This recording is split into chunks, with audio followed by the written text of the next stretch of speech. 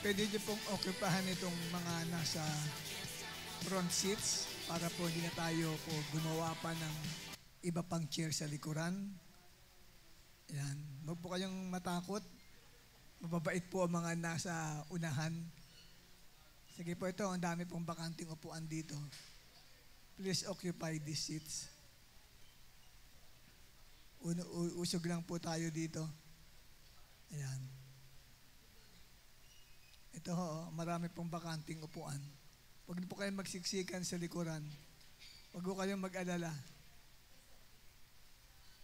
Wala po kami kamandag dito sa unahan para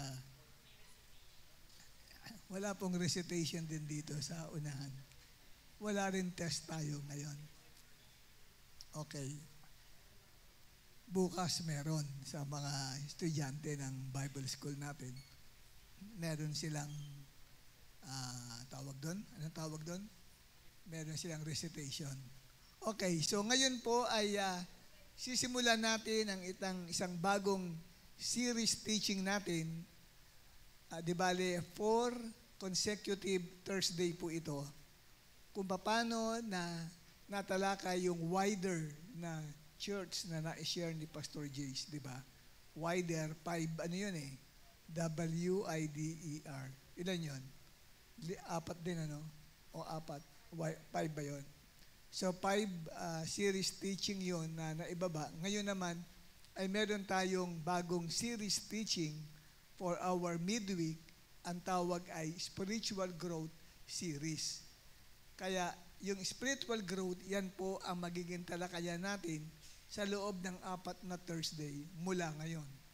Kaya, mag-e-end ang ating Spiritual Growth Series teaching sa November 15 kung darating pa yun at hindi pa po mag-rapture. Okay? Kasi pag dumating na ang Panginoon, hindi na ho natin makukontinue yon. Dahil marami sa atin ay wala na po dito sa mundo. No? Nilipad na ng Panginoon doon sa langit. Yan. Kasi nga, kaya ko nabanggit yung patungkol doon dahil ginagawa nilang parang ika nga ay prophetic mirror yung nagaganap sa Israel ngayon. Dahil ang mga biblical prophecies concerning the second coming of Jesus Christ is connected or related to what is happening in Israel in the end times. Kaya yung may gera sa Israel ngayon, may mga prophecy dyan, Ezekiel 38, no? Patungkol sa land of Magog and land of Gog na lulusob sa bansang Israel. At doon ay darating ang Panginoon para ipagtanggol ang bansang Israel. Yan po yun. Kaya napakarami ngayon na mga Christians talaga nakatutok sila for what is happening in Middle East today. Kasi pagka nakita na nila na mukhang tatalikuran na ng Amerika ang Israel, nag-iisa na lang ang Israel na lalaban. That's the time na matutupad yung Ezekiel 38 na prophecy sa Bible. Nalulusubin siya pangungunahan ng Russia at Persia, Iran ngayon yon. Yung paglusob sa Israel. Walang tutulong sa kanya eh. No? At may mga maraming senaryo kung bakit hindi makakatulong ang Amerika sa kanya. Maaaring pag pumutok ang giyera ng China, no? At lusubin tayo dahil na binangga ng barko ng pandigma ng China ang barko ho natin. Kaya yun po, nagkakaroon po ng command conference ang ating presidente, lahat po sa mga major armed forces natin. Kasi pwede po na naiinis ang China sa atin, pwede po tayong bombahin dito sa Pilipinas noon. At pagka ganoon, we can invoke yung Mutual Defense Treaty with America at grabe na po yan, giyerahan na po yan. At pag pumutok ang giyera dito sa Southeast Asia, mapapabayaan ang kalagayan ng Israel doon at yun na po yun. Kasi ang daming bansa na talagang galit na galit sa Israel. Halos yung Yemen, nagpakawala ng 8 Scud missiles kasama na yung drones mula sa Yemen, nagpaputok sila. Buti na-detect yun ng American fleet, yung American warship, kaya pinabagsak nila yung mga maraming mga Scud missiles na patungo sana sa Israel. Tapos itong Iran, ito pong Syria, at itong Lebanon, ay nagre-release din po sila ng mga Scud missiles patungo sa Israel. So, siguro kayo, ang interest lang ninyo ay mag-Facebook, kumain, matulog, magtrabaho. Wala kayong hindi kayo interesado sa mga nagaganap sa atin, sa current events, kailangan po nakatutok po kayo dyan dahil maaari pong mayroong mensahe ng end times na kung saan ang Panginoong Jesus ay pwede na pong dumating at bumalik. Ayan. Kasi pag nag-rapture, yung paniniwala about pre-tribulation na bago lumitaw si Antichrist, yung maghahari sa mundo, kukunin muna ng Panginoon ang kanyang mga mananampalataya. Dadalhin sa langit. So yun. Nabanggit ko lang ito sapagkat ang pinag-uusapan natin ngayon is about spiritual growth. Dahil may kinalaman yan sa buhay mo bilang isang mananampalataya. Kasi yung iba talagang wala sa isip nila yung current events eh. Hindi nila tinututukan yun. Kaya ang daming Kristiyano, malamang baka magulat na lang isang araw, magising na lang sila. Bakit? Tinetext sila, nawawala ang maraming kapatiran daw. No? Puntahan sila dito sa church, wala na silang makita ang mga kapatiran. Hindi ba? Nagpuntahan sa bahay namin, wala na ring sumasagot doon. Maaaring nag-rapture na. Dumating na si Lord. Pag naiwan ka, sorry na lang. Sapagkat pwedeng ikaw ay hanapin ng mga Antichrist at unti-unti kang pupugutan ng ulo, dahan-dahan, at gagamitin yung lagari ng yero. Ano yung naglagari ng yelo? Yung lalaking ipin, unti-unti kapatid, lalagariin ka ang liig mo. Kasi sasabihin sa'yo, sige, isumpa mo si Christ. Pagka sinumpa mo, hindi ka lalagariin. Pero pag hindi mo sinumpa, lalagariin ka. Nasa Bible po yun, marami ang pupugutan ng ulo pag naghari ang Antichrist dito sa mundo. Okay? Kaya nga ang Antichrist, ang kanyang katawagan ay the New World Order. No? Kasi ito nangyayaring kaguluhang ito, kailangan may tatayo na nakukunwaring siya ang man of peace, yung may hatid na kapayapaan. At kikilalanin siya bilang Savior ng mundo para mahinto ang lahat ng giyera na yan. No? Hindi yan ang topic natin, pero naibabanggit ko lang sa inyo kasi siguro ay nakikita ko kasi na yung iba sa inyo ay parang lalaki ang mata, parang may nangyayari bang ganyan? No? Na hindi aware ang marami kasi nga maaari, alam niyo po ba, marami na po nakakarinig na tunog ng trumpeta. Naririnig nila yung sound of the trumpet. Kasi pag dumating si Lord, ang isa sa mga sign, the trumpet shall sound, and the dead in Christ shall rise first. And we who are alive and remain, pag dumating si Lord, buhay ka pa, hindi ka namatay, ay bigla ka nilang aagawin. No? Diyan sa kinauupuan mo, kinatatayuan mo, kinahihigan mo, aagawin ka. Sabihin aagawin, you will be changed. In a twinkling of an eye. Tingnan, mag-twinkle nga yung mata ninyo. Isang kibot lang, ganan. You will be changed from corruptible to incorruptible. Tatagos ka dyan, no? Tapos aawit ng there's going to be a meeting in the air, in the sweet, sweet by and by. I'm going to meet you over there in the land beyond the sky. Such singing, never heard by mortal ears, will be glorious, I do declare. For God's own Son will be the leading as the meeting in the air. Yun po yung mga inaawit-awit po namin nung araw yan. Patungkol po sa rapture. No. Ayan. Kaya pagka nagbuklat kayo sa YouTube, ang dami po ngayon, ang message nila is about the end times. Related sa nangyayaring giyera sa Israel. Kasi talaga namang hindi natin pwede ikaila yung pong nangyayari sa Israel ay prophetic mirror yan. No? Kaya ang sabi ay maghanda na ang bawat isa sa atin. Maghanda na. Sabi sa katabi mo, handa ka na ba? Okay. Ngayon, paano ka magiging handa? Ito. Ang kahandaan natin ay nasa paksa natin about spiritual growth. Ito po ang kalooban ng Diyos. This is God's will for everyone that we need to grow. Kailangan nating lumago tayo.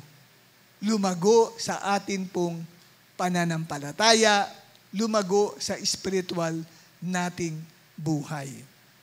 Dinisenyo ng Diyos, pakibuksan nga po natin yung atin pong yan, salamat naman po at nakinig. No? Okay, yan ang topic natin, the 3 levels of spiritual growth. Yan. 3 levels of spiritual growth. Ngayon, bago natin talakayin yung 3 levels of spiritual growth, ilagay mo kapatid doon sa God has designed His own people to grow emotionally, intellectually, and spiritually. Yan. Ayan.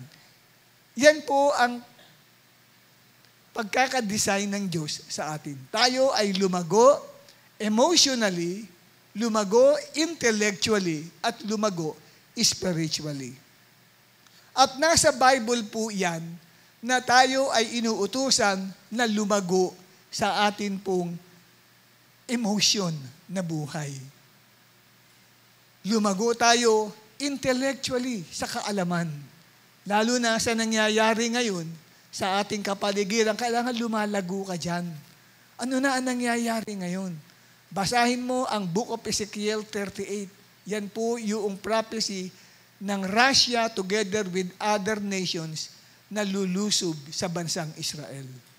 Kaya ang Russia hindi matatalo sa giyera sa Ukraine. Kasi maraming sasakupin ang Russia. Baka yung NATO ay talunin ng Russia yan. Kasi ngayon, meron pong nagigirian ng NATO. Pag sinabing NATO, ang ibig sabihin ng NATO ay North Atlantic Treaty Organization. Mga bansa sa Europe, nakakampi ng Amerika. Ang dami nun. Lahat po sila ay may takot din sa Russia. Bakit? Ang parang ng Russia rito, ang parang kanilang panakot, napakarami nilang nuclear and plutonium bomb na kayang magpalubog ng isang malaking bansa sa pamagitan lang ng isa lang na plutonium bomb. Mas matindi kaysa sa pinasabog na nuclear bomb sa Hiroshima at saka sa isa pa sa Nagasaki sa Japan. Kayang palubugin po ang isang bansa. Kaya takot sila sa Russia. Kaya pag nangyari po na natuloy yung giyera na yan sa Europe at nagwagi ang Russia, malamang po ang Amerika, kasi ang Amerika sa Bible, walang maitutulong sa Israel. So, maaaring matalo ang Amerika sa giyera. At ang maghari ay ang Russia kasama ang maraming mga Muslim nations na lulusob sa Israel. At doon, habang ang sabi nga ng Diyos sa Ezekiel 38, ipapakilala ko sa kanila na ako ang Diyos ng Israel. Bababa ang Panginoong Diyos Alam niyo ba yun? Nasa Bible po yun. Makikipaglaban siya para sa Israel. Ngayon, nasa gera ang Israel. Kaya lahat ng mga mananampalataya, maliban sa iyo. Kasi ibang isip mo ngayon No? Maliban sa iyo, pero karamihan sa mga Kristiyano nakakausap ko, nakatutok sila sa nangyayari sa Middle East kasi excited sila. Pag ang Israel ay ginigera, hindi makakatiis si Lord, bababa ang Panginoon. Yung Diyos na sinasamba mo, bababa. Ikaw hindi ka interesado Dapat interesado ka, bababa si Lord. Di ba? Ayun. Kaya napakahalaga niyan. Ngayon, pinag-uusapan natin yan kasi kailangan intellectually nag-i-improve ka. Na dati, ang nasa isip mo lang ay Facebook, Instagram, di ba? Pa-text lang, di ba? Palaro ng chess sa computer, ML games, yun lang eh. Trabaho, school, pakikipag-boyfriend, pakikipag-girlfriend, doon lang umiikot ang buhay. Trabaho, pagkikitaan, di ba? Hanggang doon lang. Pero hindi sumasagi sa isipan, ano na ang current events? Where we are now? Nasaan na ba tayo? Kailangan mag-grow tayo sa ganyang larangan.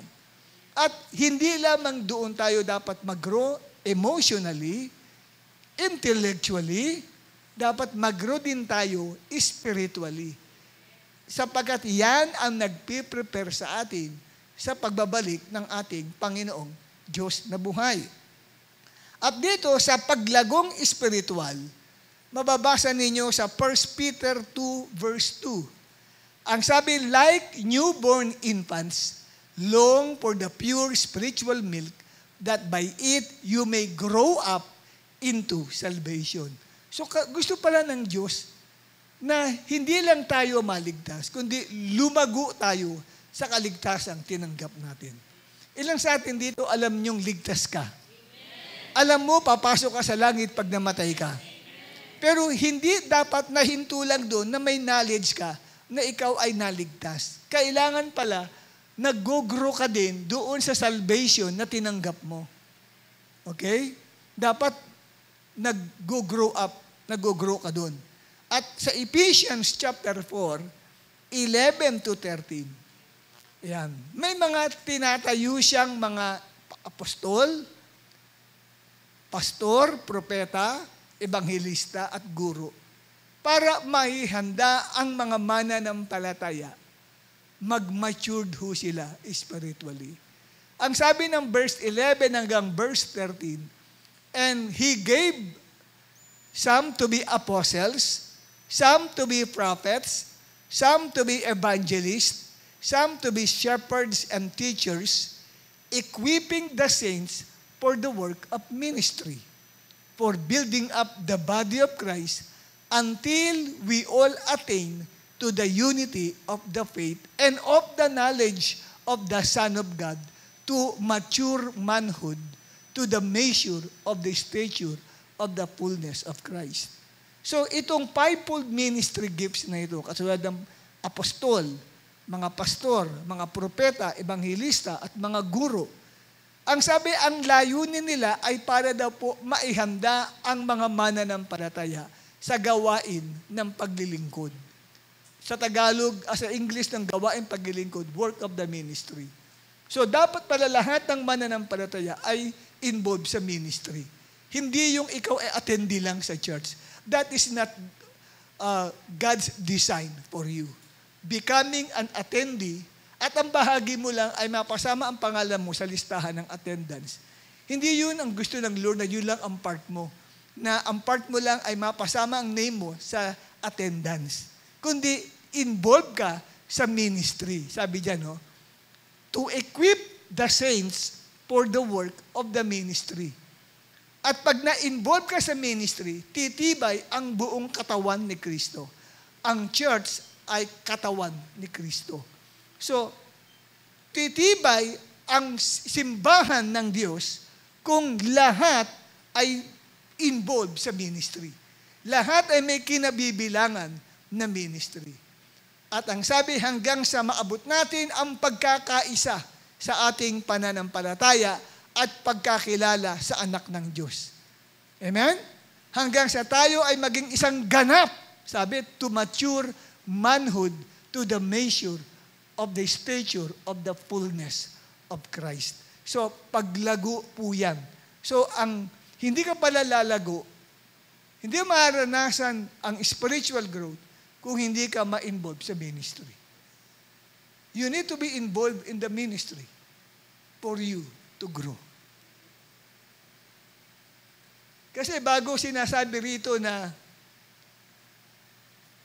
until we all attain to the unity of the faith and of the knowledge of the Son of God, Ang totoo yung mature manhood, sa King James ay to be a perfect man. Maging perfecto ang isang mananampalataya. No? At ang sabi, hanggang sa sukat ng stature. Ano yung Tagalog ang stature? Hanggang sa sukat ng kalagayan ng kapuspusan ni Kristo. So yun po kapatid. So hindi ka mag-grow bilang Kristiyano kung habang buhay, member ka lang, Brad, na wala kang kinaanibang anumang ministry. Sabi dito, kaya ang layunin kung bakit may pastor, kung bakit may apostol, kung bakit may propeta, bakit may ebanghilista, bakit may guro, ay para ihanda kayo sa gawain ng paglilingkod sa Diyos. Yun po yun. Yun ang purpose nun. Okay? Kaya, malapit ang dumating si Lord. Kaya hindi na panahon ngayon ng pa-relax na lang. Hindi na panahon ngayon ng pa-enjoy ka na lang. Di ba? Hindi na panahon ngayon, kapatid, ng pa-banjing na lang ang buhay mo. Panahon ngayon na pagpapagamit mo sa Panginoon. Yamang alam mo na may nangyayaring giyera sa Israel at po pwedeng maghatid yan sa pagbabalik ni Kristo. Kaya tinututukan yan eh. Pinag-aaralan na po yan. Binabantayan po yan ng maraming mga pastor, mga manggagawa ng Diyos, mga Bible scholar. Tinitigan nila ang nangyayari. Kahit ako, may silip-silip ako. Kami nila Pastor Isabel, nila Pastor Jace, inaalam namin ang nangyayari. Ano na ba ang nangyayari sa Israel ngayon? Baka mamaya, iniwan na ng Amerika. Pag iniwan na yan, pwede mangyari ang Ezekiel 38. Kasi nag-iisa na lang Israel, walang tutulong sa kanya. Naawa ang Diyos. Ang sabi ng Diyos, bababa ako, tutulungan ko sila. Praise the Lord. Di ba?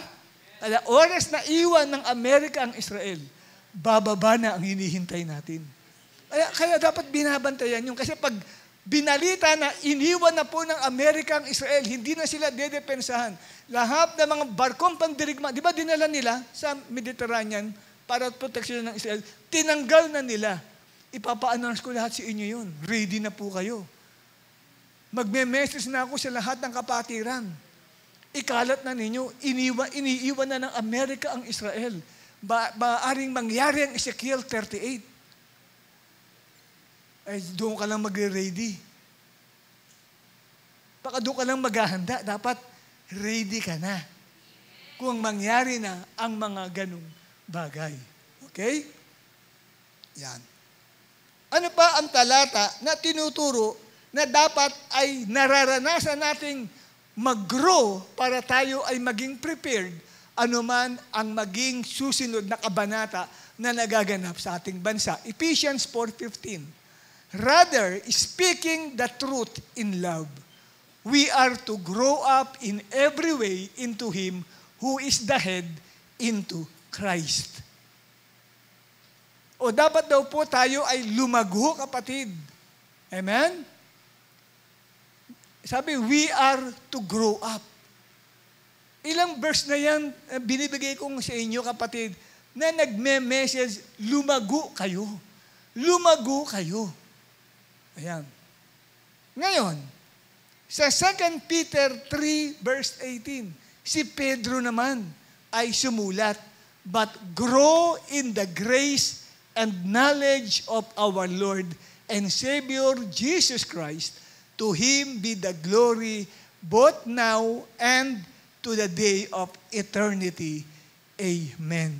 Magsilago daw po tayo sa biyaya at sa kaalaman sa ating Panginoong Hesukristo. So, ilang mga 5 verses ang mga pinili kong na ipabasa patungkol sa paghihikayat sa atin na tayo ay lumago sa atin pong pagiging Kristiyano. Kaya kung papasinin niyo po yung title natin, pakipakita nga yung title, simula, yung ayan. Kung nandito sa right side, tingnan niyo yung tao, di ba? Mga tao, lumalaki. Mula sa isang pagiging teen hanggang sa yun, naging adult. Okay? Tapos, dito naman sa left side, nakita ninyo na meron pong tumutubo na halaman. Amen? Nagsimula po sa maliit lang, lumaki, tapos lumaki uli. Ganyan po, kapatid, ang sinisimbolo ng paglago natin sa ating spiritual na buhay. Kung papaano lumalago naturally, physically, ang isang tao. Sino sa inyo rito, hindi kayo isinilang, lumitaw ka na lang, ganyan ka na? Kung meron man dito, takbuhan na yan. Bakit? Hindi ka na tao. Hindi ka na normal. Halimbawa si Chelsea, nang lumitaw ka sa mundong ito, yan na ba yan? Ikaw Chelsea ka na? Hindi, di ba? Kasi kung lumitaw kang ganyan, malamang takbuhan na kami dito. Dahil, di ba, hindi na normal yun. Saan ka nagsimula? Sa pagiging sanggol. Sino ang hindi isinilang dito? Ba't ikaw ba isinilang ka ba? Ha? Hinilang ka. Okay, baka sabihin niya, hindi ako isinilang. Naku, malamang baka alisya na tayo rito. Di ba? Kasi hindi na normal yun. Di ba? Isinilang ka. Pero ganyan ka na ba kalaki nung isilang ka? Tayo ka nga, Brad. Sanggol, di ba? So, nagsimula yan sa pagiging sanggol. Ganito rin po, kapatid, sa paglagong espiritual. At pag-aaralan natin ang 3 baitang ng paglago sa atin pong espiritual na buhay. At sa ating 3 levels of spiritual growth, ay babasahin natin ang 1 John chapter 2, 12 to 14. Kasi diyan ay mayroon 3 level na binabanggit po diyan. Basahin natin. Ready? 1, 2, 3. Basahin lahat. I am. Simulan natin sa I am. 1, 2, 3.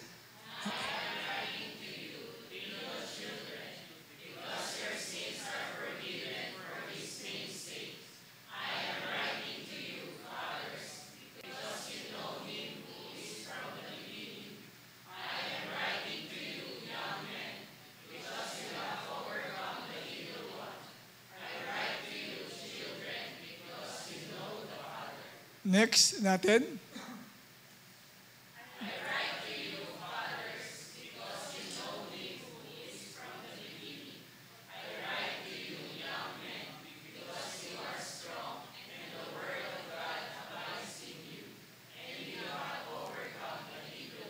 Yes, tingnan ninyo kapatid.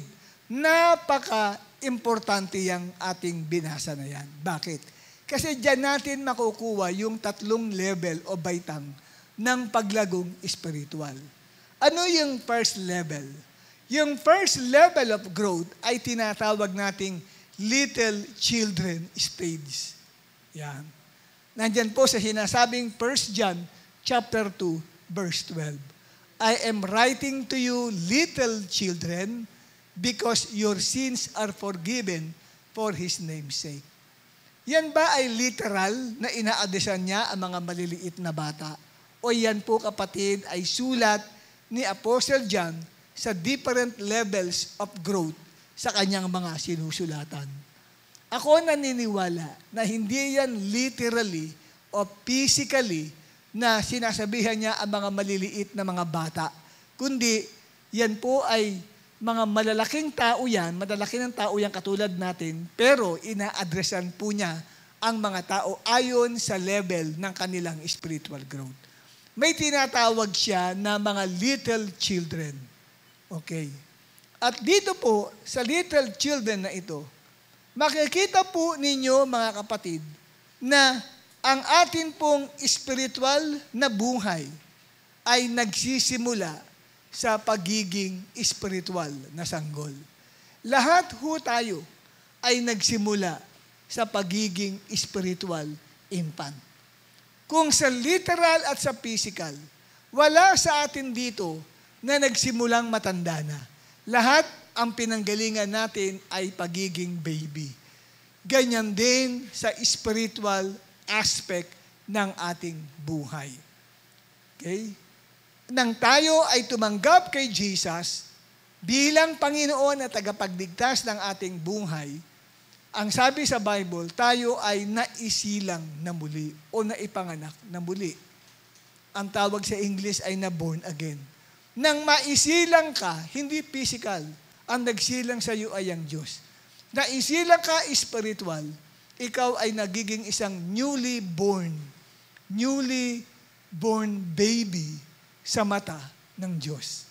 Kaya ikaw ay isang spiritual infant. Sa 1 Peter chapter 2 verse 2 ay binanggit ni Apostle Peter ang ganito. Like newborn infants, long for the pure spiritual milk, that by it you may grow up into salvation. Yung English word na infants, sa wikang Griego niya ay brepos, which means a baby. Okay? So, pagiging baby ang kalagayan ng isa pong bagong tao na nakakilala sa Panginoon. First time lang. Bagamat, alimbawa, 80 years old na imbitahan mo sa gawain. At first time niyang inaccept si Jesus as His Lord and personal Savior. At totoong tinanggap niya si Jesus. Bagamat 80 years old siya, pero yung kanyang spiritual life ay nagsisimula sa pagiging sanggol. Sa kayo makakita, senior citizen sa physical, pero sa spiritual ay infant o sanggol pa lang. Yan. Lahat ho tayo, kapatid, ay nagsimula niyan. Ako, nagsimula akong spiritual infant noong January 25, 1980. So, 43 years ago, bagamat ako ay 21 years old at that time, I was a working student. Pag tinignan niyo ko, malaking tao na ako noon. Pero, nagsimula akong sanggol kay Kristo nung una kong tinanggap si Jesus nung taong January 25, 1980. Ayan. At ang sabi diyan, mula sa pagiging sanggol, kinakailangang lumago ang isang mananampalataya upang maabot niya ang pagiging little children o yung sinasabing pagiging teknon sa wikang Griego. Ang baby sa wikang Griego ay brepos, pero ang isang children, pag sinabing children, pwedeng ito po, kapatid, ay yung kanyang tawag ito, childhood niya, yung pagiging childhood niya, na ito ay nakakalakad na, nakakatakbo-takbo na. Ilan sa inyo, may mga kapatid kayo, mga maliliit. Katulad ng kapatid mo. Dinala mo nung Sunday, di ba, Grace? Ano pangalan ng kapatid mo na yun? 7 years old ba siya? Tinanong ko siya, edad niya, 7. Okay? Yun, yung mga ganun. Pero nagsimula sa pagiging baby yun. Yung little children, sa spiritual, kapatid, yun po yung kanyang growth. Yun yung first level ng growth. Mula sa pagiging baby, naging isang little children sila. At yung little children na yan, next slide natin, ayan, ay teknon. Pinatanggal ko yung teknon. Teknion ang dapat. Meaning, yung teknion, hindi yung teknon ha, pinatatanggal ko yan, yung teknon eh. Ang pinaparitin ko yung teknion. One who has passed from infancy to become a little child. Nakalaya na sa pagiging sanggol at ngayon ay isa ng maliit na bata. Lumaki na siya. Ika nga. Hindi na siya pasusuhin, hindi na siya kinakarga, bini-baby. Amen? At hindi na siya, kapatid, na inaalalayan pang lumakad, nakakalakad na mag-isa. Yung little child na yon. Ngayon, paano yung pag-grow niya? Paano yung paglago? Mula sa pagiging baby to become a little child. Kasi yun ang unang stage ng growth eh. Narating mo yung pagiging little child. Nagsimula ka sa pagiging baby. So lumago ka. Amen po ba? Ngayon, ang sabi, ang susi para lumago sa pagiging spiritual infant in the Lord ay ang salita po ng Diyos. Yun ang naging susi para mag-grow ang mga baguhan sa church. Ilan dito sa inyo ay wala pa kayong 1 year na nakakilala sa Panginoong Jesus? Taas ang kamay na wala pang 1 year. Hindi pa umaabot ang 1 taon nang tinanggap mo si Jesus bilang Lord and Savior. Pakibagay po para makita natin. So, ayan. Nagsimula kayo sa pagiging spiritual infant, and then dapat iwan nyo na yun pagiging sanggol. Ang sanggol, di pa makalakad yan. Kaya dahil hindi pa makalakad, kinakailangan para makalakad, sinusundo pa yan. Hindi makakadalo sa church yan kung hindi susunduin nung nag-invite. Tama po ba ako? Kasi hindi siya makalakad. Ngayon, kung bata pa yan, hindi siya hahayaan din na makapunta sa church kasi baka maligaw. Bata sinusundo pa rin. Kaya lang hindi na siya kinakarga. Lumalakad-lakad na, inaalalayan-alalayan pa lang. Papa lumalakad, ginagabayan kung saan. Dito tayo pupunta.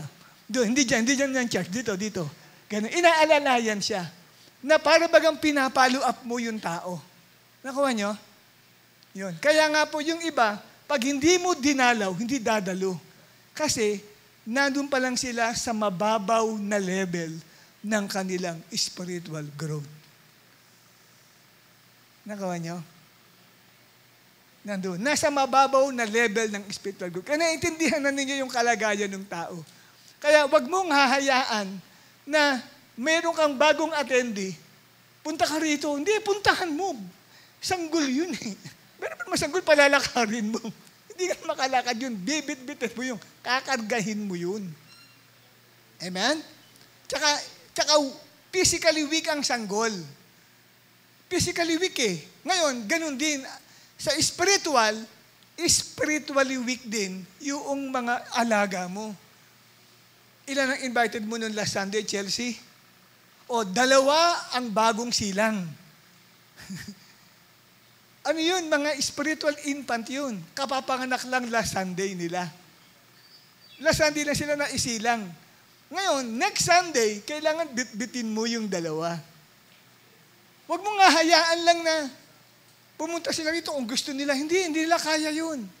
Kasi spiritual infant yan. Pero kailangan silang mag-grow sa papanong paraan. Para nga naman, hindi mo na sila binubuhat, ginaguide mo na lang sila. Sa paanong paraan? Sa magitan ng 1 Peter chapter 2, verse 2. Ang salita ng Diyos ay susi upang ang isang sanggol kay Kristo ay lumago at maging isang little child. Kaya nga dapat ang isang sanggol kay Kristo may Bible. Huwag niyong hahayaan walang Biblia yan. Kasi ang magpapalago dyan ay ang Biblia na kanyang babasahin. Kailangan naiintindihan nyo kung paano sila aalagaan. You must have your own Bible, and they must have their own Bible. And they must read the Word of God every day. Kailangan nakakapagbasa sila ng Biblia. And they must memorize the Word of God every day. Hindi lang nakakapagbasa. Tinuturuan nyo silang magkabisa. At kailangan, tiyakin mo, magkaroon sila ng interest na makinig sa pangangaral every Sunday. At tiyakin mo na i-record yung preaching na yun. Para nga naman, ito ay mapakinggan nilang muli. Bakit? Sabihin sa akin, bakit?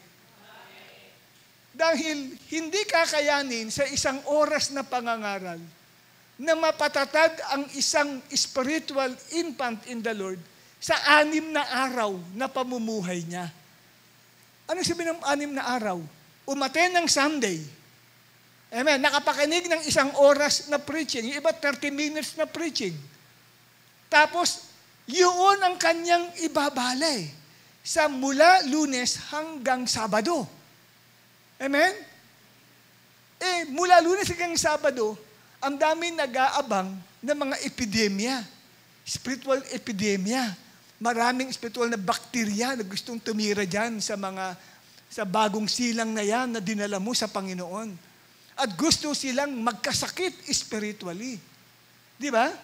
Gusto silang patayin. Alam natin kung sino yun, ang masasamang espiritu. Kung maaari, hindi sila makapagpatuloy. At mahinto yung paglago nila sa kanilang spiritual na paglago sa Panginoon. Papaano sila titibay? 1 hour preaching. At yun ang babaunin nila para harapin ang 6 na araw na pakikipaglaban sa mga spiritual bacteria, spiritual virus.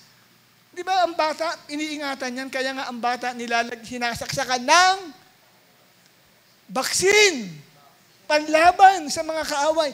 Ang spiritual vaccine ay ang salita ng Diyos. Para sa mga yun. Kaya mga iba hindi nakapagpapatuloy. Kasi hindi sapat yung 1 hour preaching lang. Amen po ba? Kung 6 days yan, how many hours in 1 day? We have 24 hours. Multiply mo ng 6 days.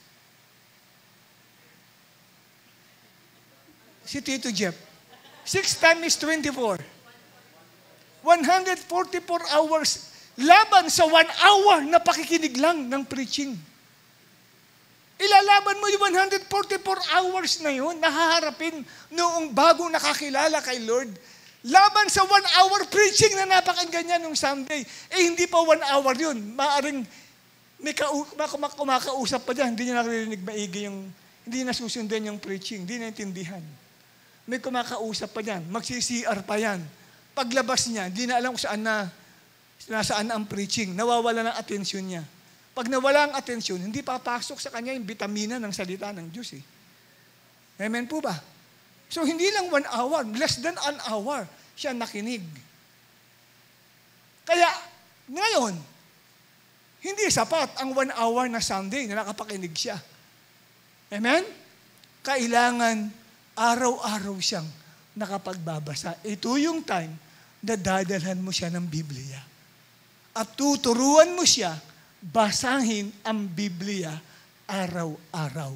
Dahil yan ang makapagpapalago sa kanyang spiritual na buhay. You know, Satan hates the people to grow spiritually. Ayaw ni Satanas na hindi sila ayaw ni Satanas na sila ay lumago. Gusto ni Satanas, hindi magsilago. Magsimatayan ang mga bagong silang na yan. Kaya, don't expect, linggo, hindi na bumalik. Hanggang sa nawala na ng desire, namatay spiritually yung bagong silang na infant. Na-infect agad ng virus. Na-virusan agad. Hindi umubra yung 1 hour preaching lang sa kanya. Hindi ka nag-feed agad sa kanya ng Word of God. Dapat tinuturuan mo siya ng salita ng Diyos.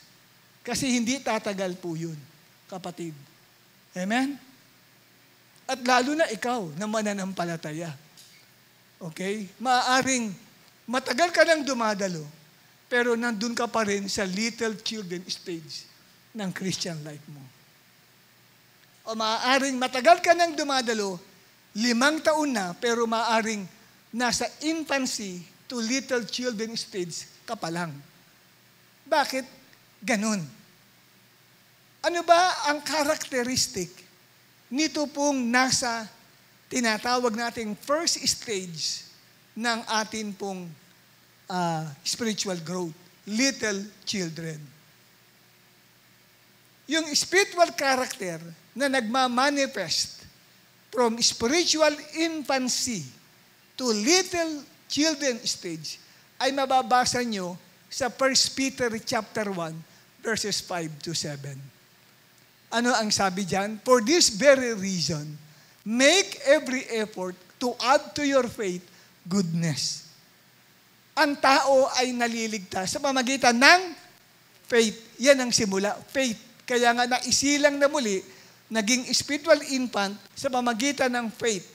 Ito pong binabasa ko yung 2 Peter, yan po ay paglago sa karakter. na kung saan itinatapat natin yung 3 levels of growth. Yung paglago sa first level ay paglago from faith to goodness or moral excellence. Yun po yun. Yun po yung growth na naranasan from infancy to little children. Mula sa pagiging baby, naging isang maliit na batang tumatakbo na. Okay? At kumpleto na ang ipin ng bata. No? Ayan. Spiritually speaking po ang ating tinutukoy dito. Ito ay katumbas ng pagbabago ng buhay. Mula sa faith, nadagdag sa kanya yung moral excellence or goodness. Nang siya ay nakatanggap kay Jesus, nakalaya sa bisyo. Nakalaya siya sa kasalanan at may bagong buhay na siya. Yan. Pero, may nakikita pa rin sa kanya na childlikeness or immaturity. Meron pong immaturity nakikita pa rin sa kanya. Bagamat nagpapatotoo, hindi na po ako naninigarilyo ngayon. Hindi na po ako umiinom ngayon. Nang tinanggap ko si Jesus, a week ago, 1 month ago, 3 months ago. Kasi spiritual infant siya eh. From faith, ang growth niya ay from faith to moral excellence or goodness. Pero, taglay pa rin niya yun pong childlikeness o yung pagiging immature. At dinescribe sa atin dito, ano yung characteristic nitong mga little children na ito. 1 Corinthians chapter 3, verse 1. Ang sabi, "But I, brothers, could not address you as spiritual people, but as people of the flesh, as infants in Christ."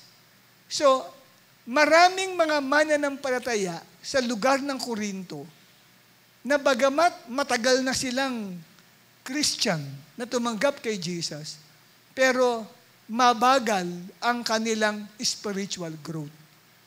Sila ay nasa level ng tinatawag nating first level ng spiritual growth, yung pagiging little children. Why? Kasi ang sabi, sila ay kinikilala pa rin as infants in Christ. Yung word na infant po dyan ay hindi po yung sinasabi kong brepos katulad sa 1 Peter 2:2 na baby. Nepios sa Greek word. Yung pagiging infant in Christ. Ano ibig sabihin ng nepios? Childlike or immature.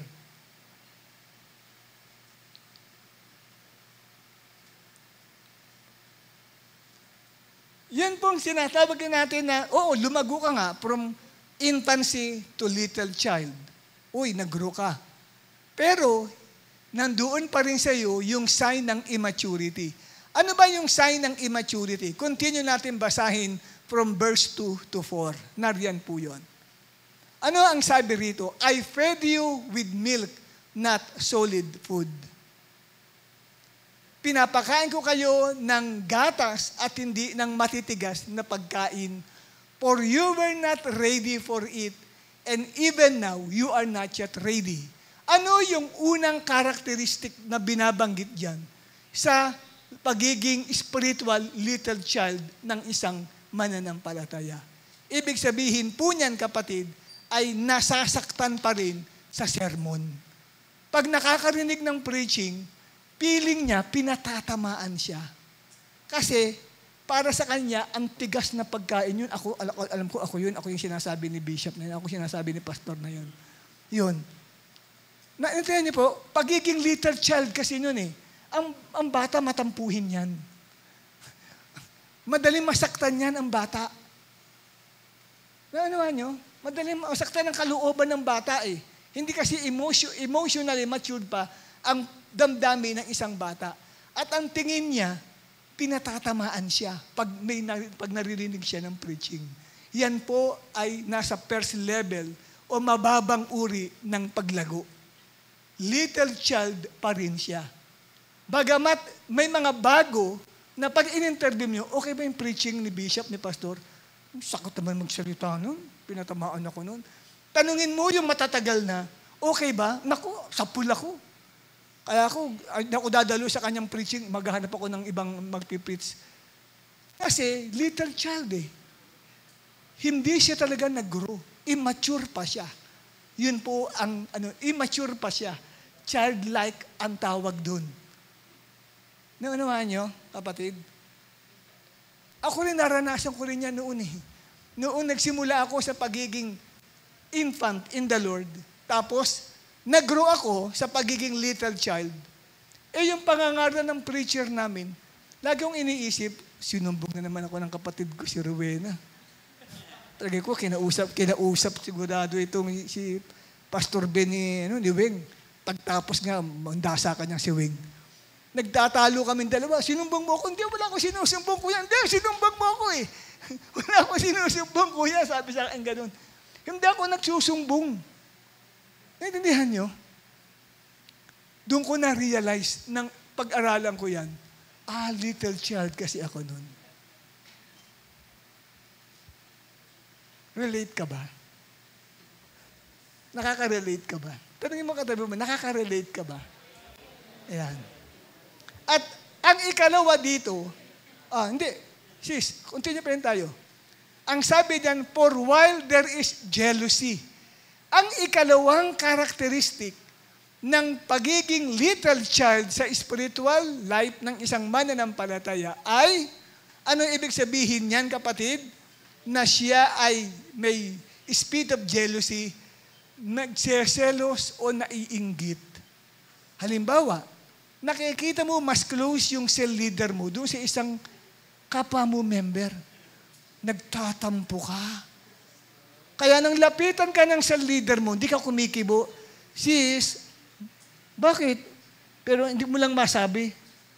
Nalaman ko, niregaluhan mo yung isang anak ko. Wala.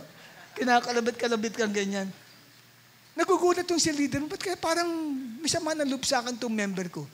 Yung pala, nagseselos.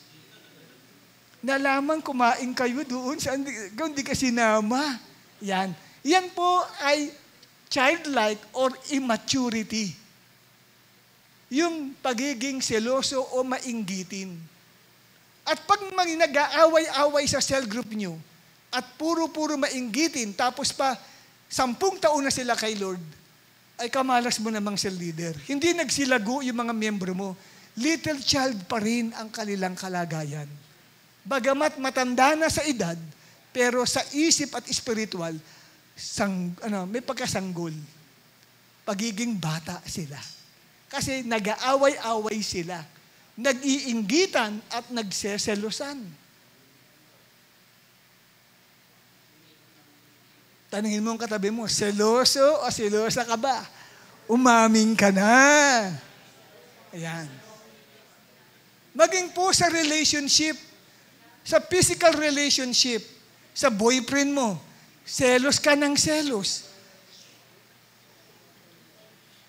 Ibig sabihin, hindi ka pa emotionally matured.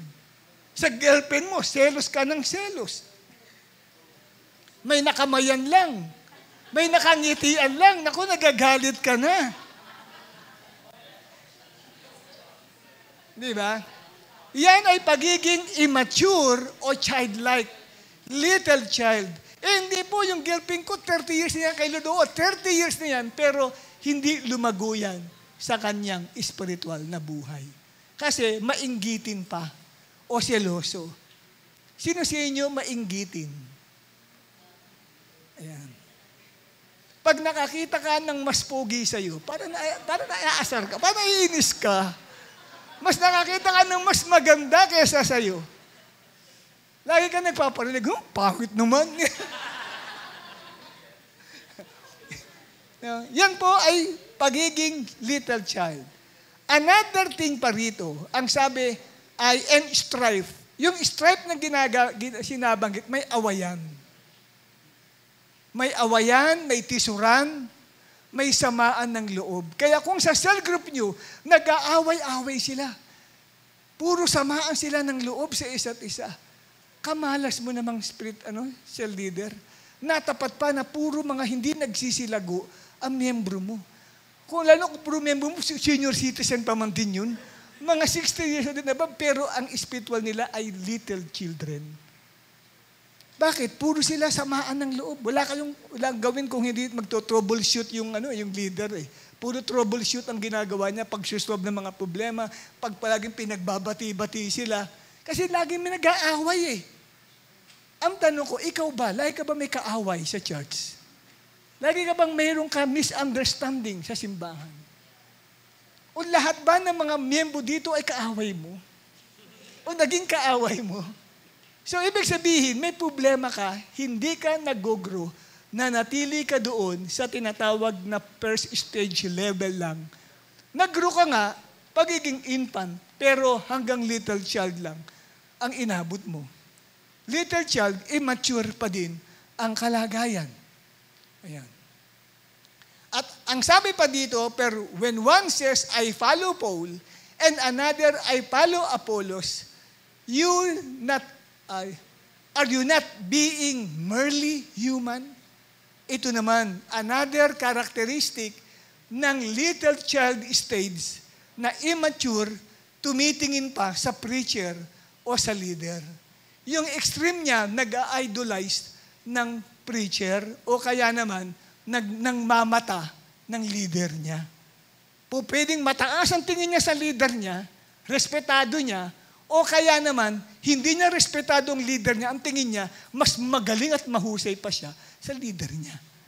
Yan po kapatid, ay pagiging immature, nasa stage 1 level pa lang ng spiritual growth. Kasi kung matured ka, kahit ang leader mo, mas matanda ka pa kaysa sa kanya sa spiritual, respetado mo siya. Yun ang sign ng maturity.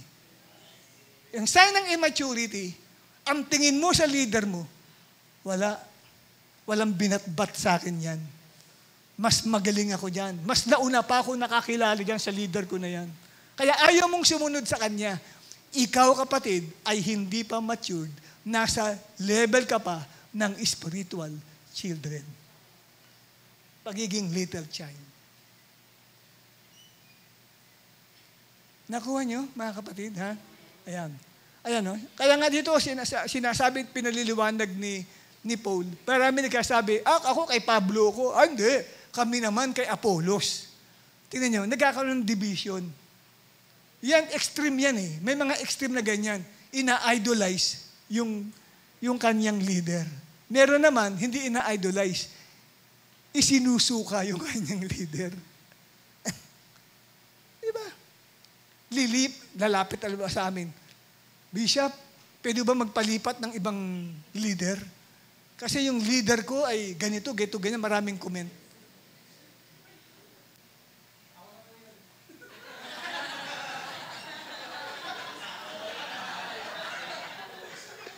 Sino ba leader mo?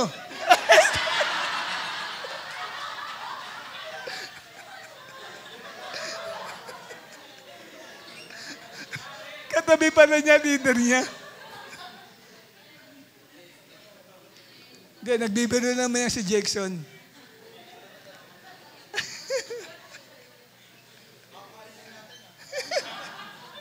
May papakainin ka daw ng leader mo eh. Ah? Okay. So yan po mga kapatid. No? Yung tinatawag nating first level of growth from infancy to little children. Ayan. Ngayon, second level of growth tayo is becoming young man. Pagiging binatilyo na siya o binata na o dalaga na. Nagsimula kapatid sa pagiging childhood and then nasa adolescence stage. Kung ang babatayan natin ay yung mga ginagamit sa secular, adolescence stage. Pero ang termino natin ay Bible, spiritual stage. Ang gamit sa 1 John ay young man stage. Ngayon, maraming babae dito kaya young woman. Young man or young woman stage. Yan ang second level. Ano ang verse naman na ating mababasa? 1 John 2:13 and 14. Sabi, I am writing to you young men because you have overcome the evil one. 1 John 2 verse 14, I write to you, young men, because you are strong, and the word of God abides in you, and have overcome the evil one. So dito, alam natin, hindi mo maiiwan, hindi ka makakarating sa second stage ng spiritual growth na young man or young woman kung hindi mo iiwan yung first stage ng growth, yung pagiging little children o little child. From little child to young man, ang layo ng pagitan, di ba, no? Yan po, kapatid, ay hindi madaling proseso. Napakahirap na proseso po ang bagay na yan. At ano ang susi para po maranasan yung tumalun siya from first stage to the second stage? Ano ang susi? From little child to become a young man or a young woman spiritually. And the key is obedience to the Word of God. Yan po ang susi. Para iwan mo yung pagiging immature mo, pagiging childlike, at ikaw ay maging isang ganap na spiritually na binata at dalaga sa harapan ng Diyos, kapatid, kailangan ang pagsunod sa Word of God. Ano ang pinagkunan ko niyan? Verse 14 ng 1 John. Ang sabi, I write to you, young men, because you are strong and the Word of God abides in you. Bakit daw yung young men ay very strong? Strong ang spiritual na buhay. Kasi ang salita ng Diyos ay nag-a-abide sa kanila. Ni-research ko siya sa Greek word. Ang English word na abide, nakita ko ang Greek word niya ay meno, which means to stay or to follow Christ's example of a life of obedience to the Word of God. Yun palang, kasi sa Tagalog, iniingatan ang salita ng Diyos. Yung palang ibig sabihin ng iniingatan ay sumusunod ka sa yapak ni Kristo ng pagiging masunurin sa salita ng Diyos. So, hindi pala simple ang lumago. Ang susi pala sa paglago, kapatid, mula sa pagiging little child, patungo sa kalagayan ng pagiging young man in the Lord, ay ang pagsunod ng isang tao sa salita ng Diyos. So, Word of God pa rin. Kaya hindi po pwedeng lumago ang isang mananampalataya na hindi lagi nagbabasa ng Bible. Hindi ka lalago kung puro Facebook lang ang agi mong binabasa. Bible talaga. Talagang Word of God talaga. Lagi mong bit-bit yan. Nasa trabaho ka, nasa school ka, o saan ka man pumunta, lagi mong dala ang Bible mo. At meron kang personal reading ng Word of God. Another meaning ng meno is not to stop reading and not to stop obeying the Word of God. Hindi ka humihinto ng pagbabasa at hindi ka humihinto ng pagsunod. Yun ang ibig sabihin ng to abide. Sa Greek word ay meno. Kaya, ano ka? Ang tawag doon, yung hindi wide reader eh. Kundi ikaw ay, ano ba yun? Yung mahilig magbasa. Anong term yun? Bookworm ka with regards to the Bible. Talagang, ika nga yung Bible, hindi pwedeng hindi mo basahin sa isang araw eh. Talagang mag-i-spend ka doon. Kasi yun ang susi para lumundag ka sa paglago mo sa iyong spiritual na buhay. At kaya ang paglago from little children to becoming spiritual young man requires human part. Talagang may bahagi ang tao sa paglago. Sa 2 Peter chapter 1 verse 5 to 7, makikita nyo dyan, ang sabi, ito paglago ng karakter ng 2 Peter chapter 1 verse 5 make every effort to supplement your faith with virtue, and with virtue, knowledge, And with knowledge, self-control, and so on and so forth. So ano ang sabi? Make every effort. So may bahagi ka. Talagang gagawa ka. Kikilos ka talaga. Hindi ka pwedeng tamarin magbasa ng Bible. Don't expect na mag-grow ka sa pagiging spiritual young woman in the Lord. Gagraduate ka sa pagiging immature and childlike na character sa pagiging isang spiritual little child kay Lord. At tutungtong ka sa pagiging isang ganap na dalaga at ganap na binata sa spiritual na buhay. Kung ang salita ng Diyos ay seseryosohin mo sa buhay mo. Kaya napakahalaga po ng Biblia sa buhay ng isang mananampalataya. Magkano ang Bible ngayon? Ito, yung ating magkano ang Bible ngayon? 235. Anong uri ng Bible yan? Pinoy version, 235. You know, parang inisip natin mahal. Pero if you want to spend for eternity, huwag kang manghinayang sa 235. Kasi, for eternity yan. Ang cellphone, magkano? 1,000 ang cellphone. Pero ito, 235 lang, hindi makabili ang iba. Eh ako noon, nung time na unang-una akong dalo sa inimbitahan ako, nagtanong agad ako sa mga kasama kong umati ng Bible study noon, way back 43 years ago. Sabi ko, saan nyo binabili ng Bible nyo? Sa Philippine Bible Society raw, sa UN Avenue. Magkano? Sabi ko sa kanila, 150. Naghanap agad ako. Punta ako ng PBS. Naghanap agad ako na mabibilang ko ng Bible. Bagamat 150 during 1980 ay napakalaking pera na po noon time na yun. It is a large sum of money, 150 pesos, 1980 yun. Pero hindi ko pinanghinayangan yun. Kasi nakatulong sa akin yun. Biyaya ng Diyos na hanggang ngayon, nakatayo kami sa inyo. Amen? More than 43 years ako na nakakilala kay Lord, nakatayo sa inyo dahil nga po sa Bible. Dahil sa Word of God. Kasi nung unang bili ko niyan, talagang grabe, basa ko dyan. Nagnananghalian na mga nanay, tatay ko, mga kapatid ko. Tawag sa akin, sige mauna na kayo kasi ayaw ko mabitawan, ang sarap ng binabasa ko eh. Saan ba ako nagsimula? Sabi sa akin kasi ng brother na kausap ko, magsimula ka sa aklat ng John. Sa book of John. Noong una, akala ko sa Genesis ako magsisimula eh. Sabi sa akin, baka tamarin ka. Lalo na pagating mo sa aklat ng Leviticus. Tatamarin ka doon pag kasi nga, puro mga yan eh, mga ritual, kung ano yung mga paulit-ulit na mga sinasabi sa book of John. Ganon.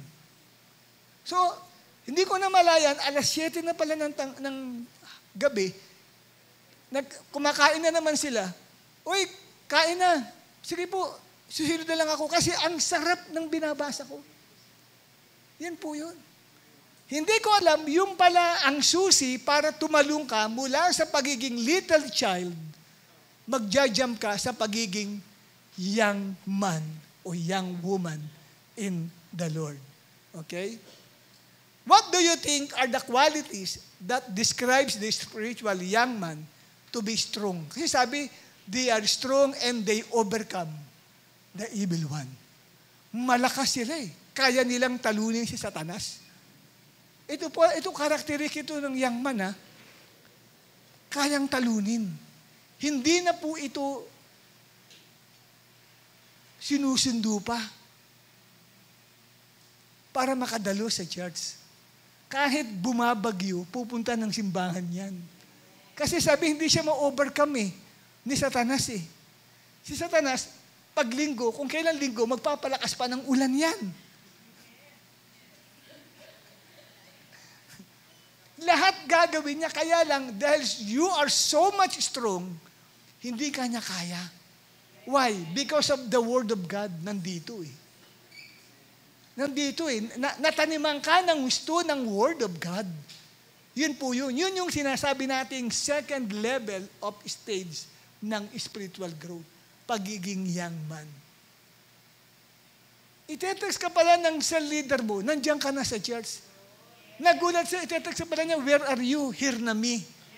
Kaya nagulat siya, bigla ka lumitaw. Uy, sabi niya, itatagsupan pumanding kita, nandiyan ka na agad.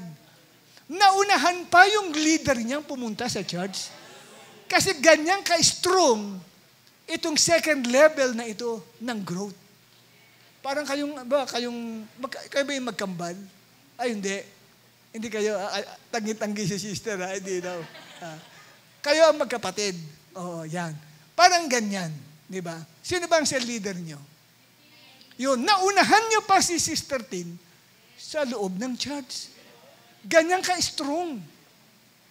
Ganun po ganyan ka-strong. Hindi yung cell leader, namuti na ang mata, kahihintay sa iyo na hindi ka dumarating.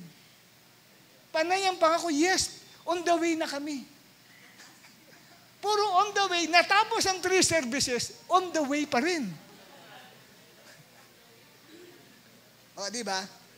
Kasi bakit? Nadadaig sila. Hindi strong. Pero yung nasa second level ng growth ay very strong. Okay? Ano yung growth niya? Ang sabi, the growth in character sa second level ng young man stage is from knowledge of God's word to godliness. Ayan o, nasa 2 Peter 1:5-6.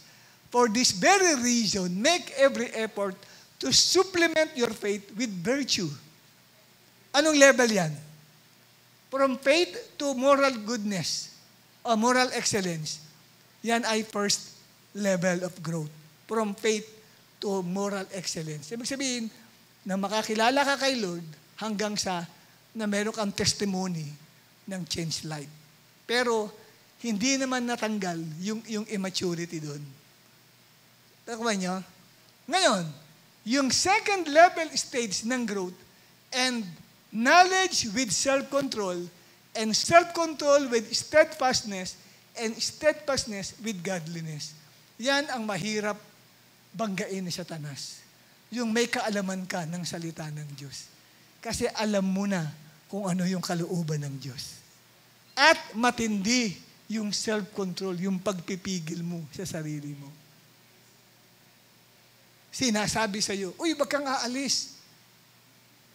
May handaan tayo, may piyesta.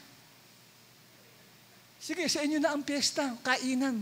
Kasi may pupuntahan ako sa church ngayon eh. Ang tindi ng self-control mo sa pagkain, matindi ka. Tindi, di ba, no? Amen?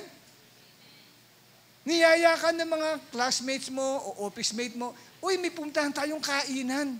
Ay, may service akong pupuntahan. Sige, kain nyo na lang ako, ha? Ang tindi mo ng self-control mo. Amen? Ayan, yan po hindi kayang tibagin eh. Kasi young man, spiritually strong siya. Kasi yung Word of God, nag-i-stay sa heart. Intindihan niyo po, mga kapatid. With steadfastness or perseverance and with godliness. Kahit dumadaan sa maraming problema, magugulat ka na balitaan mo, nagkasakit, may sakit ang pamilya niya, na ospital na ganyan, inaasahan mo, hindi pupunta sa church, nagulat ka, naunahan ka pa. Oh, di ba may sakit si ano? Oh, iba ang pinagbantay ko eh. Andito ka, grabe. Nakuha nyo? Ang tindi nitong perseverance, itong steadfastness ng taong ito. Kasi nag-grow siya eh.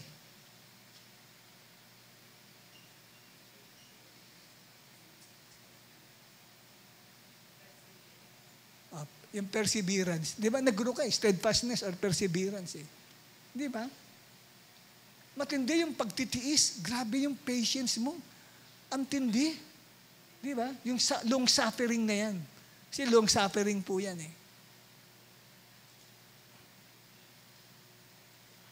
At third level tayo. Yan. Mula dyan, from young men, akit ka pa ng panibagong level. Ito yung highest level. Yung third level is called the father stage. Ito po kapatid, yung pagiging tatay at nanay sa spiritual. Sino sa ito tatay at nanay sa spiritual? Sa spiritual. Hindi sa physical. Tatay at nanay na sa spiritual. May tatay at nanay na puso. Ayan. Yan po yung third level of spiritual growth, father or mother stage. 1 John chapter 2 verse 13. I am writing to you, fathers, because you know Him who is from the beginning. Inulit-uli sa 1 John 2:14.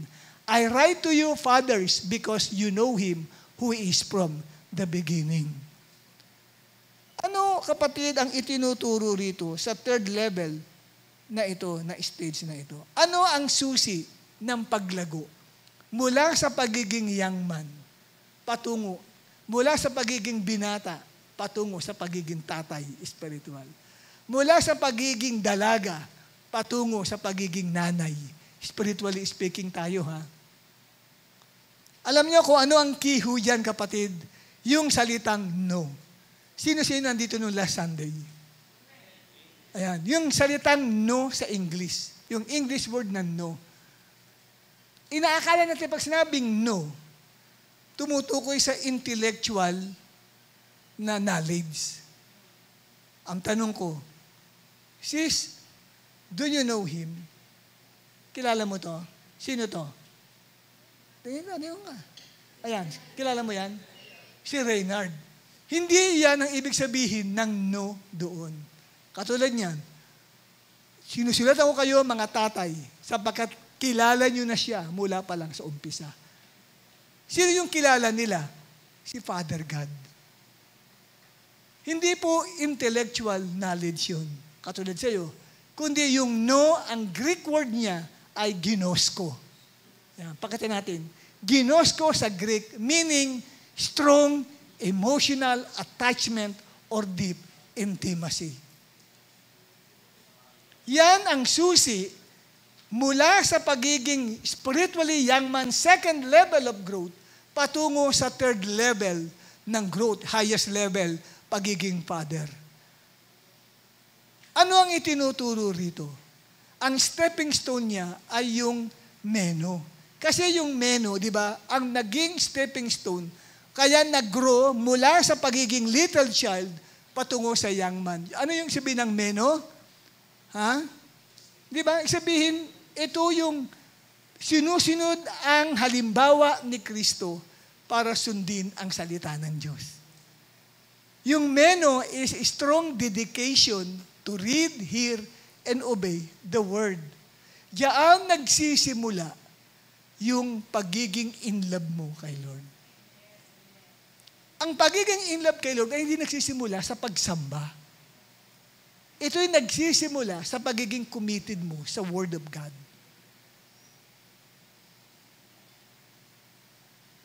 Hindi po sa worship nagsisimula ang pagiging in love kay Lord. Kaya ka na in love because of worship, no? Na in love ka because of the Word. Because of the Word of God. Kaya ka na in love kay Lord. Nagkaroon ka ng strong emotional attachment kay Lord. Na in love ka sa Kanya because of the Word.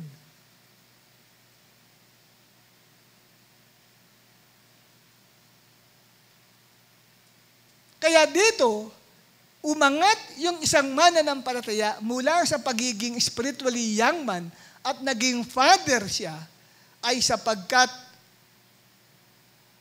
nakita natin na yung tao ay nakapag-develop ng deeper intimacy.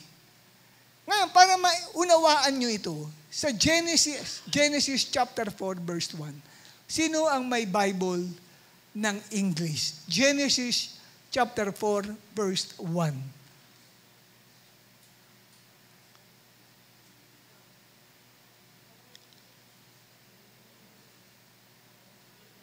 Buksan niyo ang Genesis 4, verse 1.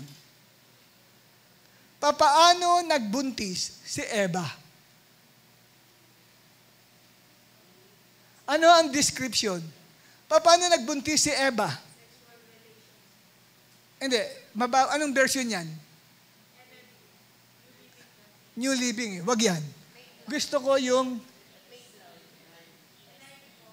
ESV, English Standard Version. Kasi yun ang malapit sa original. Kasi yung ibang NIV,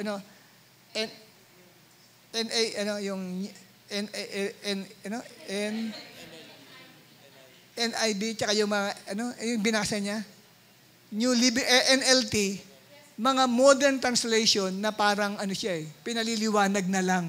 Pero yung original translation niya, pakibasa nga, na nanggaling, Anong ginamit yan? Genesis 4 verse 1.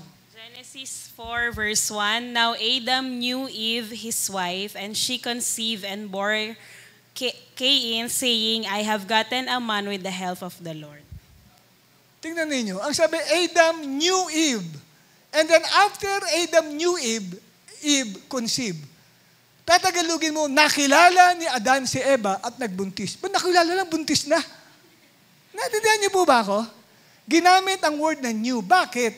Kasi yung ating mga ginagamit na Old Testament ngayon ay galing sa, ang translation ng English natin galing sa Septuagint Old Testament Bible. Ay sabihin ng Septuagint, sa mga hindi nag-aral sa Bible school dito, ang Bible kasi ay, ang original na language ng Old Testament Bible ay Hebrew. Hebrew language. Tinatranslate yan ni, nakalimutan ko na yung hari na ito, doon sa Alexandria, Egypt, ng 70 mga Hebrew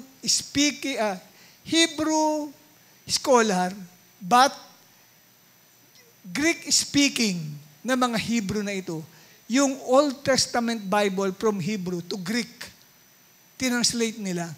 Ngayon, nung matranslate, ang tawag ay Septuagint Bible. Ngayon, yung Bible na binabasa natin ng English, ng Old Testament, ang pinanggalingan translation from English, from Greek to English, hindi from Hebrew, from Greek. Kaya inaalam ngayon. Ngayon, yung ginamit na Adam knew, di ba yun ang pinag-usapan natin, di ba yung new? Yung new na yun. Ano ibig sabihin nun ng new? Nakilala lang ba yun? Intellectual knowledge ba yun? Tapos nagbuntis na? Aba, nakilala mo lang, ang tindi naman ni Adam, no? Nakilala lang niya, buntis na agad yung kanyang misis. Nakilala lang. Parang ikaw, nakilala mo lang siya, nabuntis agad. Ang tindi naman na kamandag mo. Hindi ba? So, ibig sabihin, yung nakilala na yun, has something to do with intimacy na pinag-uusapan natin ngayon. Sa Septuagint, Old Testament, ginosko po yun. Kaya lang sa Hebrew, ang equivalent ng ginosko ay yada. Y-A-D-A, yada sa Hebrew. Pareho ang kahulugan.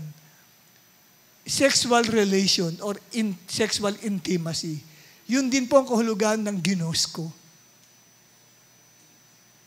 Kaya, makita ninyo rito, yun pong sinasabi rito, because you know Him. Dahil kilala ninyo siya mula pa sa umpisa. Pag sinabing kilala, matindi yung intimacy mo sa Kanya. Para mo siyang asawa. Tinuturing mo ang Diyos na asawa mo sa buhay mo. Yun pala yung spiritual growth nun. Grabe yung in love mo kay Lord. Kaya ikaw ay lumago sa father stage na yan.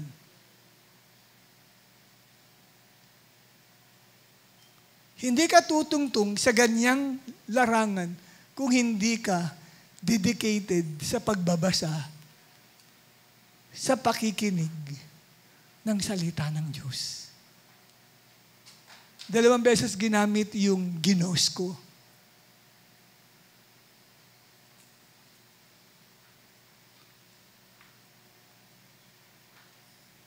Kaya matindi yung love niya kay Abba.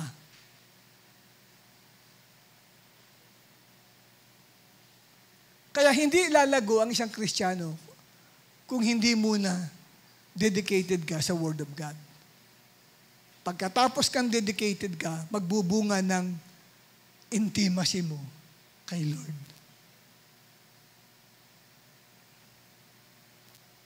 Pagka-intimate kayo ni Lord, oras-oras siya nasa isip mo eh. Diba? Kahit ano ginagawa mo, si Lord nasa isip mo. Tindi yun. Grabe yung in love na yun, no? Diba? Siya yung nagbibigay inspirasyon sa iyo. Kaya mararating yung level ng fathering stage. Ngayon, ano yung spiritual character na nagmamanifest sa third level of fathering stage na ito? Ito naman is from brotherly love to love. Brotherly affection to love.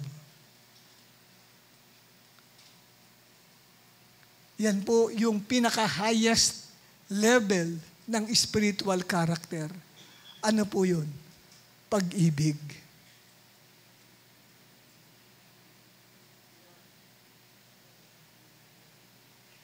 Kaya pag tumuntong ka, kapatid, sa level na ito, next natin, in this third level of spiritual growth, yan muna ha, your carnal desire with your fellow believers will be replaced with pure love from the Father. Ito ang characteristic pag narating mo yung third level ng stage ng spiritual growth. Meron kang, nakakita ka ng isang sister o brother, pugi, sexy yung sister, guwapo at himan yung brother, nagkakaroon ka ng carnal desire sa kanya. Gusto mo siyang jowain. Gusto mong ligawan. Kaya lang, nang ikaw kapatid ay lumago sa third stage ng iyong spiritual life, narating mo yung fathering stage na yan, napalitan yung carnal desire mo ng love. Yung feeling mo ngayon, parang kapatid mo siya o anak mo, nabago na yung damdamin mo dun sa tao. Naging malinis na ang pag-iisip mo sa kanya.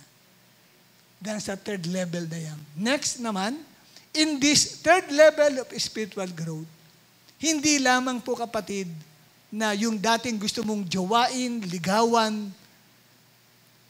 nawala na yun sa iyo. Kasi pure brotherly and sisterly ang naramdaman mo ngayon sa kanya. Ngayon, magkakaroon ka naman ng burden for lost souls. Kaya nga po, mahihirapan kami na akayin kayo, abutin ang lost souls kung hindi ninyo narating ang third level stage ng inyong spiritual growth. Kasi, magiging automatic yan. Pagka narating mo yan, magkakaroon ka ngayon ng concern sa mga taong wala pa sa Panginoon. Sa iyong personal prayer, iniiyak mo yan, Lord, tulungan mo mailapit ko sa iyo ang mga magulang ko, kapatid ko na hindi pa nakakilala sa iyo, kapitbahay namin, di ba? Kamag-anak namin, classmate ko, office mate ko. Nagkakaroon ka ng burden for soul sa kanila. Nagmimistula kang isa kang spiritual father sa mga taong ito. Okay? At nais mong alagaan sila sa Panginoon. Kaya yung taong sinasabi niyang, wala akong time sa mga taong yan, hindi pa niya narating yung third level stage eh. Kaya maintindihan natin siya.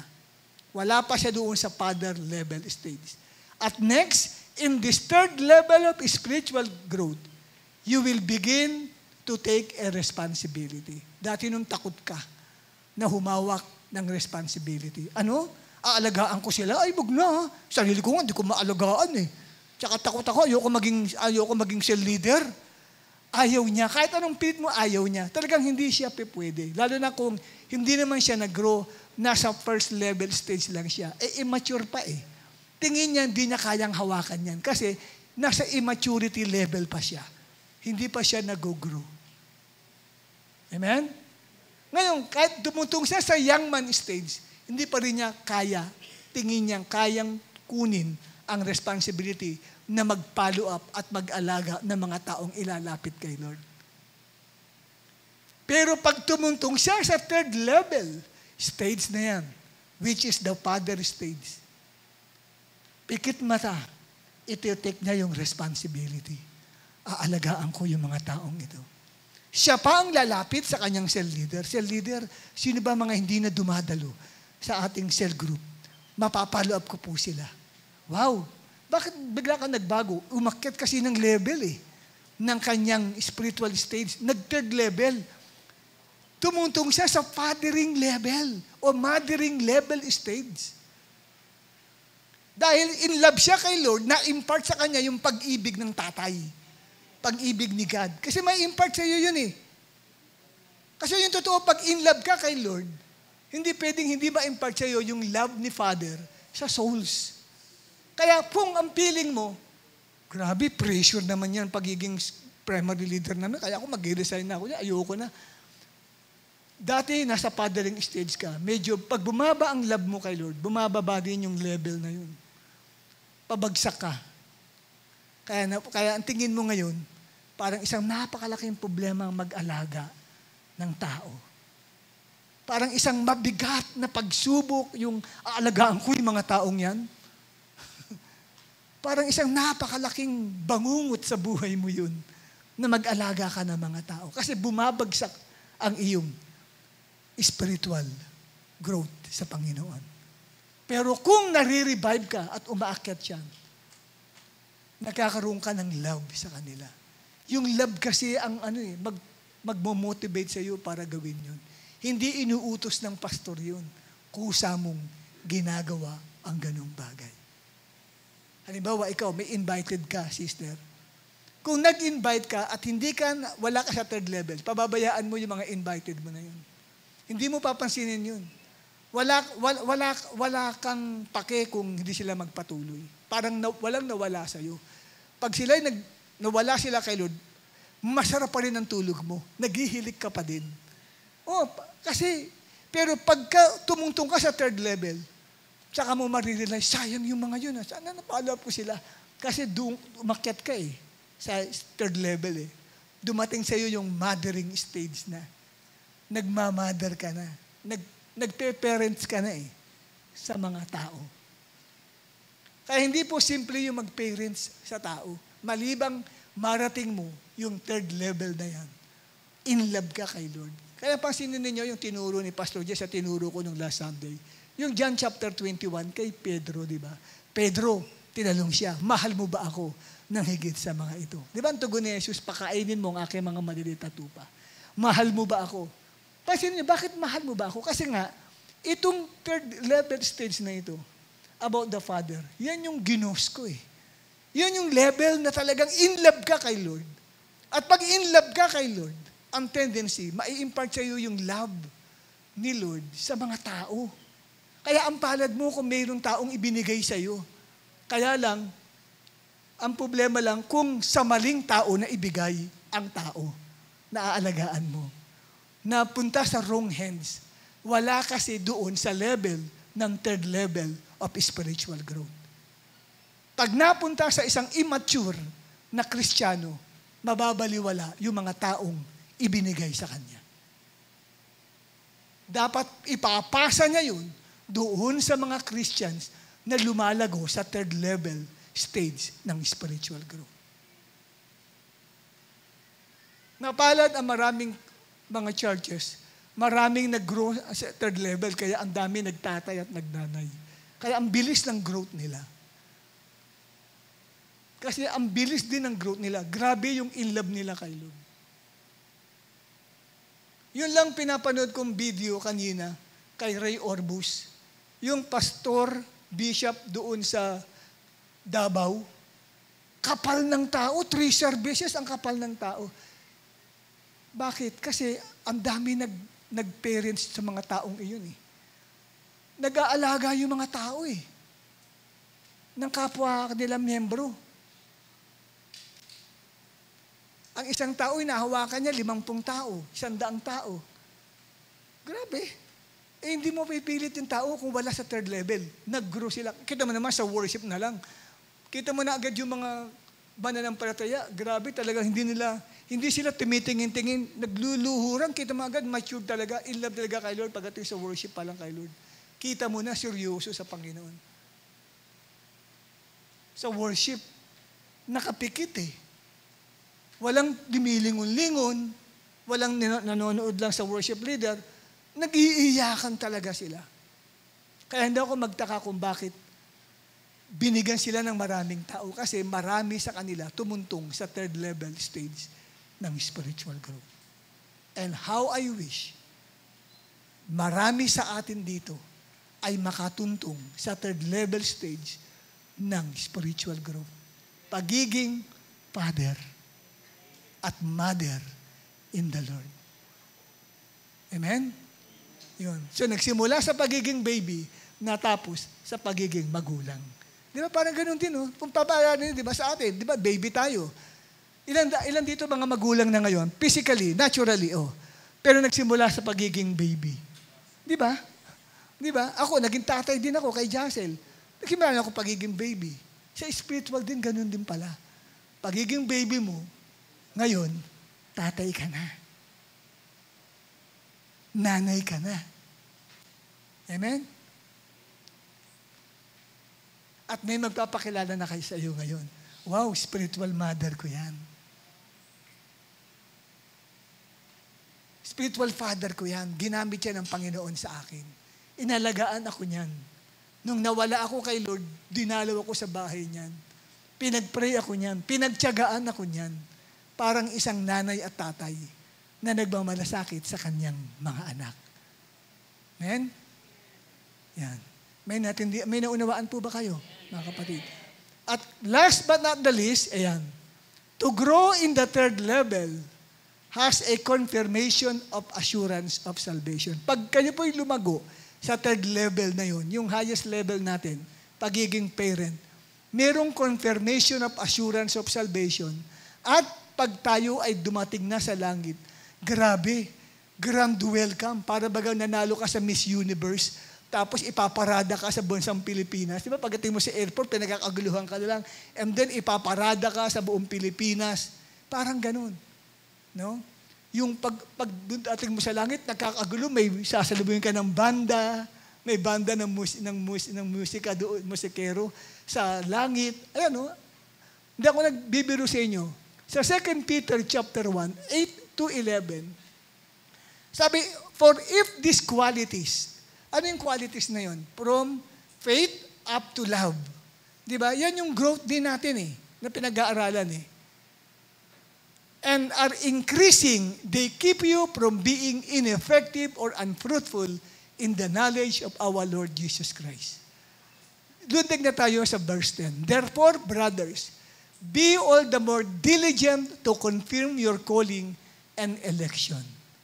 For if you practice these qualities, you will never fall. For in this way, there will be richly provided for you an entrance into the eternal kingdom of our Lord and Savior, Jesus Christ.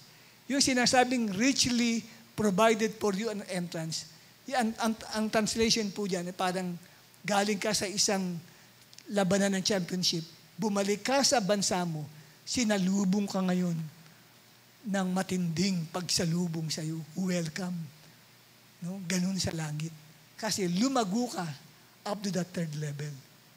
Kakabayan ka nila Abraham, nila Moses, pagkakaguluhan ka ng mga Old Testament at New Testament saints sa heaven. Kilala ang pangalan mo sa langit. Wala ka pa sa langit, balitang-balita ka na dun. Kaya bumubukas pa lang ang pintuan ng langit, naghihintay na para kamayan ka ng mga saints na nauna sa atin sa heaven. Kung marating natin ang third level of spiritual growth. Kasi pangangalaga na po sa kaluluwa yun. Iba na po usapan dun. Pagiging responsible mo na yun. Amen? Amen? May natutunan ba kayo? Sige, tayo'y tumayong lahat at tayo'y mag-pray kay Abba Father. Abba Father, salamat po sa mga bagay na amin pong napag-aralan ngayong gabi at tulungan mo po, O Diyos, na ito pong aming pinag-aralan ay tumimo sa aming mga puso, maingatan po ito, O Diyos, at hindi po namin makalimutan. Lord, help us na mag-grow from the first level up to the third level of spiritual growth sa buhay po namin. Maranasan po ng church na ito na bawat membro at leaders ay makaranas ng spiritual growth na ito, O Diyos. At sa pangalan ng Panginoong Yesus, sa susunod po namin, O Diyos, na pag-aaral ay meron kaming next attraction. Ipakita nga natin, kapatid, yung next attraction na yan sa susunod na gawain ng Tuesday, October 31, O God, ay loobin po ninyo, Panginoon, na mapag-aralan namin ang 4 enemies of spiritual growth. Lord, salamat. Pinagkakatiwala po namin sa iyo ang lahat ng ito. At ingatan mo kami sa aming pag-uwi, maging sa mga nagbibigay, Panginoon, ng kanila pong ikapu pagpalain mo po sila at i-bless mo ang buhay po nila. Nakarating kaming lahat ng safe and sound sa kanilang mga tahanan at tulungan mo po, O Diyos, na kahit sa aming paghimlay, sa aming pagtulog, ay magunita po namin ang mga bagay na aming pinag-usapan. Tulungan mo po ang bawat isa na maging dedicated sa pagbabasa ng iyong mga salita. Sa pangalan ni Jesus, ito po ang aming dalangin, and everybody will say, Amen at Amen. God bless everyone.